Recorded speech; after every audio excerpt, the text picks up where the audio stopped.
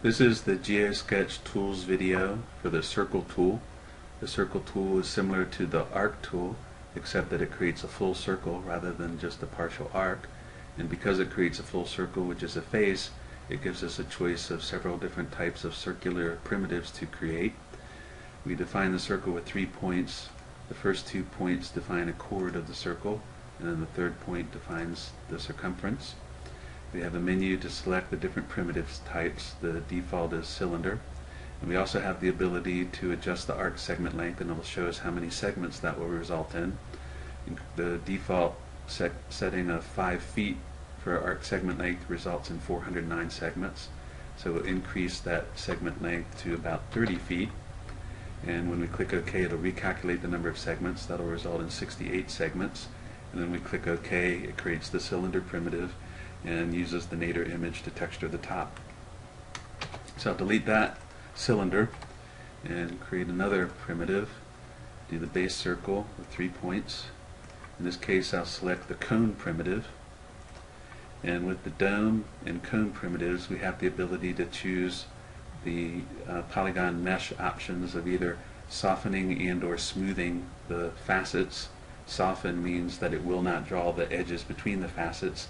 Smoothing means that it smooths the between the facets of the polygon or of the primitive. Again, we have the ability to set the arc segment length. 5-foot segment length results in 356 primitives. In this case, I'll change the segment length, or the number of segments, to 60. When I click OK, it calculates the approximate arc segment length. The tilde there means that it's approximate. So when I click OK, it may recalculate the number of segments, but in this case it didn't change, but it remains 60 segments. And then when we click OK, it creates the cone primitive.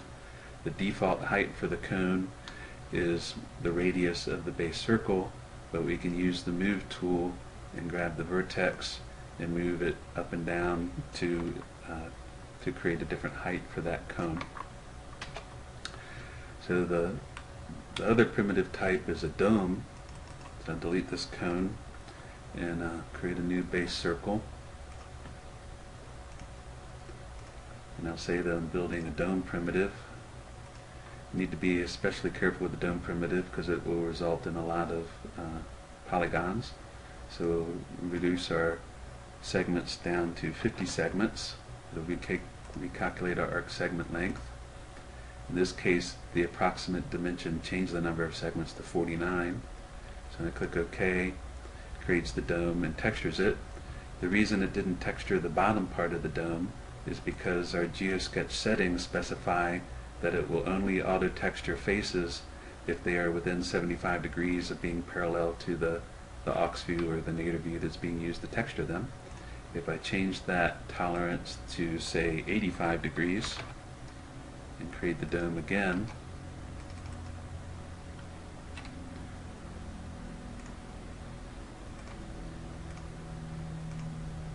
create a dome primitive.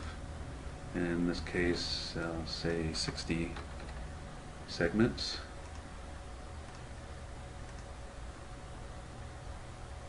And now you can see that it textured down lower on the dome because we increased that tolerance. And because we had smooth and soften, in particular we had soften, it did not draw the edges between the polygons. There's a context menu tool that if you click on unsoften edges, then it will draw the edges between the polygons. So that completes the circle tool.